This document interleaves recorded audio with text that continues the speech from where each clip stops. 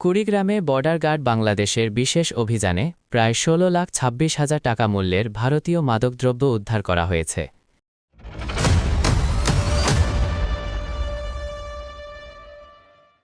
শুক্রবার ভোরে কুড়িগ্রাম ব্যাটালিয়ন ২২ বিজিবির সদস্যরা সোনাহাট ও যাত্রাপুর বিওপি ক্যাম্প এলাকায় এ অভিযান পরিচালনা করেন। বিজিবি জানায়, অভিযানে ১,০৪৬ বোতল ভারতীয় মদ, ১৩৯ পিস ইয়াবা ও ৪.৪ কেজি গাঁজা জব্দ করা হয়।